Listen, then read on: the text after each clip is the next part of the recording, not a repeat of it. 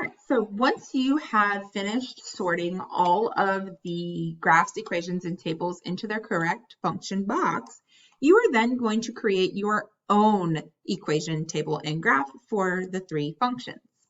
There are some notes on those 3 slides that just tell you some distinct features that you see of each function in each view. You could read through them. You might want to jot some things down into your own notes. You could print those 3 slides, or just remember that it's in a Google folder or in a Google document for you, so you can always refer back to it at a later date. But the key is that you want to kind of remember some of this information to help you for the future. Once you've done that, you are going to create your own function for each of the types. So you'll have your own linear, your own exponential, and your own quadratic. And you're going to create the 3 views for each of those functions. I'm not expecting that you create a different function for each equation, graph, and table. You can have one linear function, one exponential function, and one quadratic function, and then have the 3 views of that specific one. So I might consider using the equation y equals 1/2 x plus 10. That would be my equation, and then I want to graph it. So how am I going to graph it in Google Slides? I'm simply going to go to Desmos and insert a graph. On slide 9, I have the directions on how to insert a figure. I'm also going to demonstrate it now.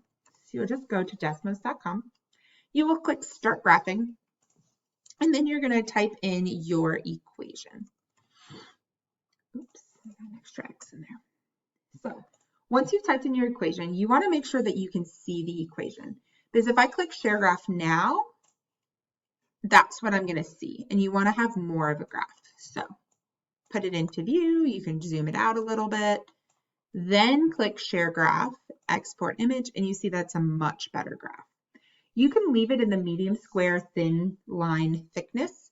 Doesn't matter. All you do is click the Download PNG, and it will be down here at the bottom. You can then go back to your Google slide, and you're going to click Insert Image, but you want to make sure you're on the right slide. So I'll get to my linear function slide.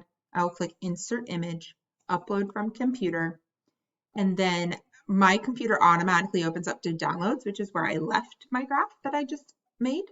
So I'll click that. I will simply resize it and make sure it fits in my line, in my graph, in my table there, and I'm done with that one. And I would just type my equation here, and then I could type in the numbers for the table here. You could also make your table from Desmos. So to do that, you click on the gear, and then you click Table, and it will create a table for you. And then you can just type those numbers there. You are not allowed to use the example I just gave you of y equals 1/2 x plus 10. You need your own.